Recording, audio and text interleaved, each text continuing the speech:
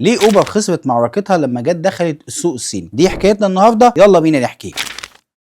في 2014 اوبر قررت ان هي تدخل السوق الصيني، لان السوق الصيني متعرف عليه ان هو نسبه سكانيه وسوق كبير جدا هتستحوذ على ملايين من العملاء، ولكن اللي حصل كان غير متوقع. تعالوا بقى نعرف ايه اللي حصل وازاي اوبر قدرت تخرج من السوق الصيني ويا ترى ايه الاسباب.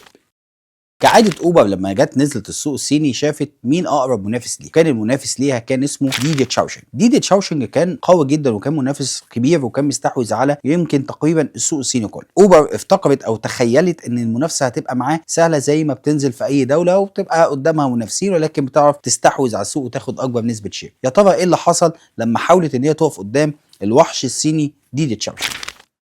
من اكتر العقبات اللي قابلتها اوبر قدام ديدي تشاوشنج ان هو مدعوم من الحكومه، ومش بس من الحكومه، لا ده كمان مدعوم من الشركات الكبيره امثال علي بابا. هل هنا المنافسه هتبقى سهله ولا صعبه؟ من وجهه نظري هتبقى صعبه جدا، وده فعلا اللي حصل. فتعالوا بقى نعرف هل اوبر استسلمت للمنافسه الصعبه اللي شركه ديدي تشاوشنج واخده بيه دعم من الحكومه الصينيه ومن الشركات الكبيره؟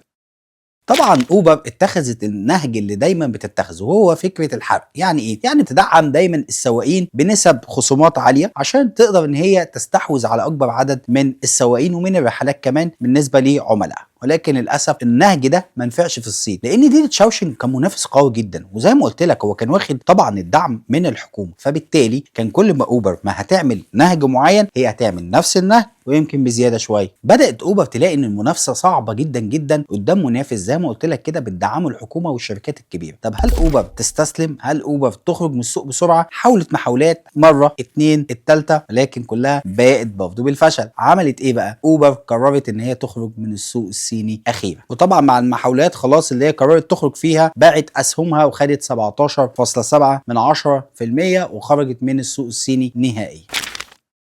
ممكن بقى تشاركني برأيك وتقول لي هل اوبر كانت ممكن تضيف ميزة تنافسية اقوى وتفضل تكمل في السوق وتنافس؟ شاركني في الكومنتس وقول لي ايه رأيك.